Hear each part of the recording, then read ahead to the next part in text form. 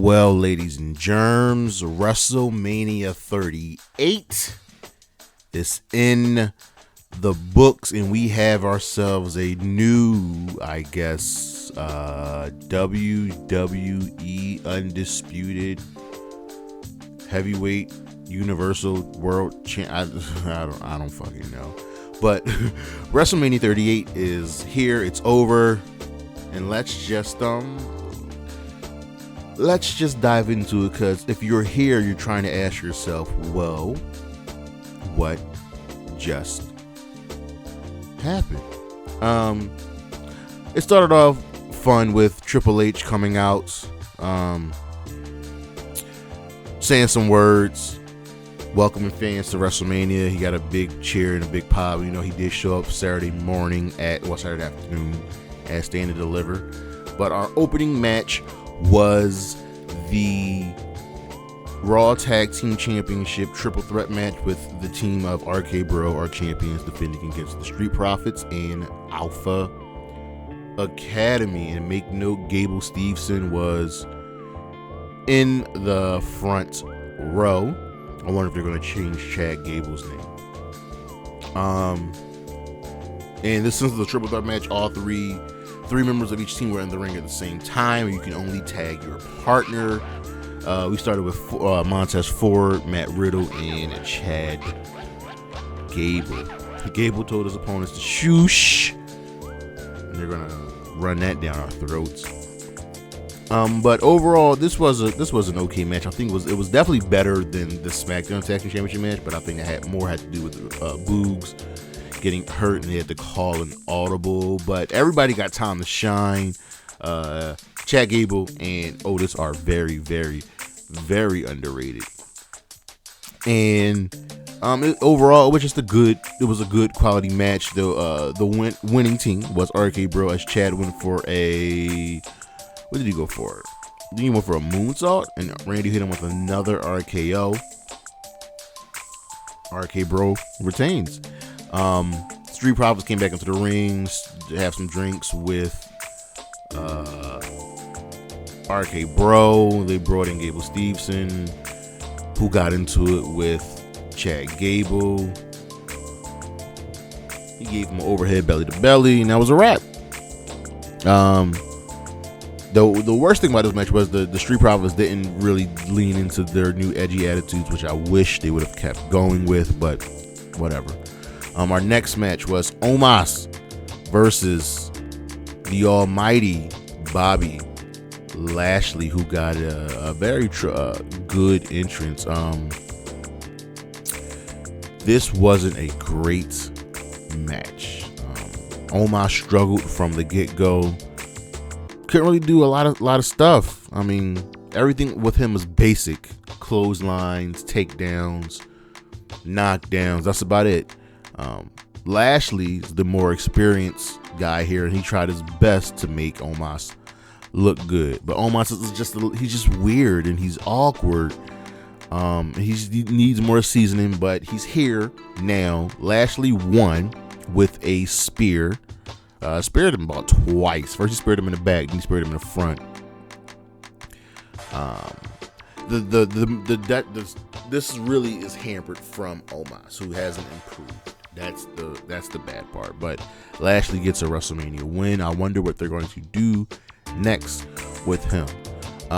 Probably the match of the evening, my opinion, was Sami Zayn and Johnny Knoxville in their Anything Goes match. And this shit was bananas to say the least. So much happened. Obviously, Sami was always able to have the advantage, but once Johnny went into using just stuff that he could find, the match really changed. Once Johnny got his hands on trash cans, using them as symbols on Sami's head, but Sami was always able to get the better. Chris Pontius showed up to start party boying. This was after Johnny just kept getting destroyed. He got put through a fucking table and just got up. Well, not got up. He didn't get seated. He didn't sting it up. But Wee Man showed up. There was a giant mouse trap under the ring, which Johnny used to keep Sami down and to win the match. The crowd loved it. That's what matters the most. They were firmly behind Johnny Knoxville. This was fun. But Sami did what Sami does and makes everything work. Next up, we had the Fatal 4-Way match for the WWE Women's Tag Team Championships, as it was the team of Carmella and Queen Zelina, our champions, defending against Liv Morgan and Rhea Ripley, Shayna Baszler, Natalya, and Sasha Banks and Naomi. The women got about 10 minutes. They tried their best. This is not coming at any of these ladies. These are phenomenal women. I wish this was an elimination match. I wish that it could be boiled down to our eventual winners, which were Sasha Banks and Naomi. There was a really good spot of a double Tower of Doom. Sasha and Naomi won with like this weird, it was like a code breaker face buster combo. It was a really good tag team move.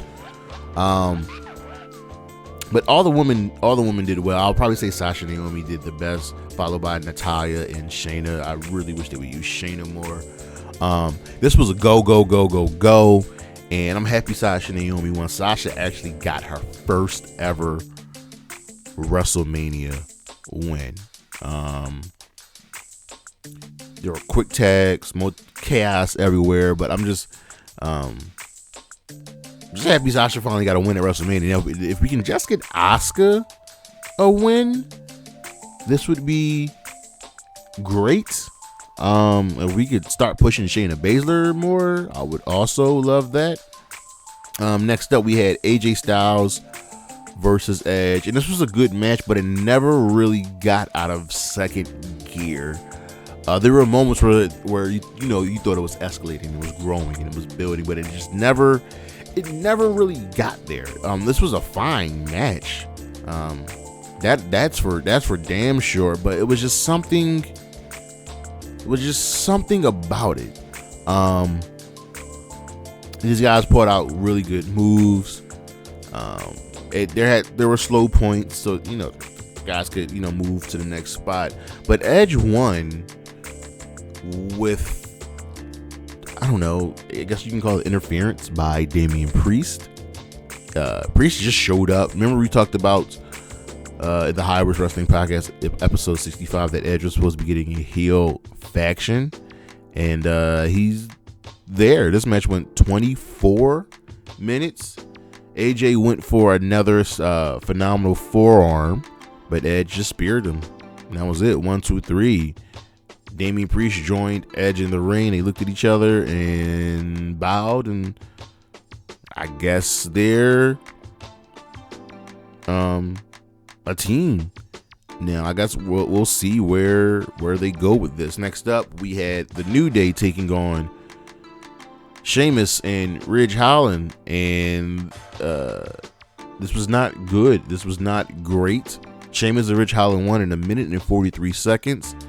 The New Day don't have a win at WrestleMania as a team. They don't have a win at WrestleMania as a team. They got absolutely railroaded, to say the least. This was set up for the New Day to win to avenge Big E. They were even wearing gear like Big E, and yet here they are to make this new fucking European Union faction look good. And everybody on that, whatever they're doing with Pete Dunne, I don't like it. It's fucking stupid. This man goes from being a badass, the bruiserweight, a killer, to having to be held back by shit. This is fucking stupid. The less said about this, the better. Match number 7 on the evening. Pat McAfee versus Austin Theory, and Vincent Kennedy McMahon joined Austin Theory, sat ringside. And yeah, Pat McAfee's really good at this wrestling shit. There are times where, in moments where Austin Theory was in control, but Pat had everything.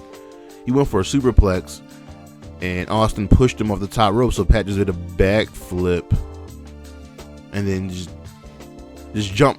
He didn't like climb. He jumped from the right up, hit the suplex. Guy is good, and the crowd was firmly behind him. He went for a swanton and missed, but in the end, he won as Austin Theory was going for the 8-town down, and he got hit with the most devastating move in all of sports entertainment, the surprise roll up, and Pat McAfee wins. Michael Cole was happy, and Byron Sexton, who was on commentary with Michael Cole, celebrated with him, but during the match, he was telling him to, simmer down now. Vince wasn't happy, and he ended up getting called out by Pat, and we got an impromptu match as Pat McAfee versus Vincent Kennedy McMahon. And there was just a bunch of bullshit, and Vince won. Pat got kicked in the nuts, it was just crazy. But you knew there had to be an ulterior motive, so Vince McMahon gets a win at WrestleMania, and they're celebrating, and then the glass breaks. And the look on Vince McMahon's face, because he knew what was coming. He knew what the fuck was coming. Stone Cold Steve Austin shows up one more time, saunters down to the ring, gives Austin Theory a stunner, decides to have some brews with Vince, because Vince was in fear. Looked like he might have pissed his pants. They toast, they drink. Austin hits a stunner, tries to hit a stunner, but Vince fell awkwardly into the corner, bounced off the ropes, and back into Austin's grass. And Austin just laughs, gives him an awkward stunner, and that's a wrap. He calls him Pat McAfee into the ring. They share a drink, and then bam, he gets hit with a stunner. And Stone Cold was just laughing, having a great time, and that's what we fucking want. This was good. This was fun. Pat got the win. Had a really great video package. And they saved the final surprise with Vince one more time. And on to the main events. The unification match. The WWE Universal Championship. The WWE Championship on the line. Roman Reigns versus Brock Lesnar. And this was probably the weakest of their matches, as they're standing across the ring from each other. This felt fucking huge, and the crowd acknowledged it. But you know how their matches go, and it's always about spamming the finishers, F5, spears, Kimuras, Superman punches, and that's what happened. And the question was asked, how many F5s or spears will it take? Well, the F5 wasn't enough, because it took a couple spears, and Roman Reigns walked out the champion. This was actually disappointing.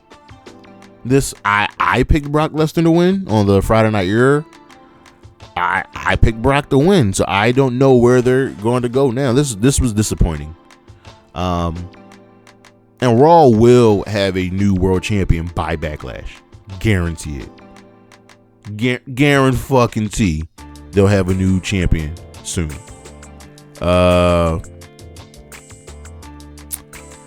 Yeah, much like last year, Night 2 failed to live up to what Night 1 set apart from it. I thought Night 2 had the better matches, had the better card. With the New Day getting railroaded, the disappointing main event, I wish the women got more time. This just wasn't a good night. I'm going to give WrestleMania 38 Night 2 a 6 out of 10. So overall, WrestleMania 38 gets a 6.5 out of 10. It's not horrible, not great, but it had moments of enjoyment, and you can find enjoyment in this show. Match of the night, probably, all kidding aside, it's probably Edge AJ. Match of the entire show between Night 1 and Night 2 is definitely Bianca and Becky Lynch. But that's it for now. Thank you for checking me out. Come back this Saturday for the What Just Happened podcast. I am your host, Jeremy Pierce, and we out.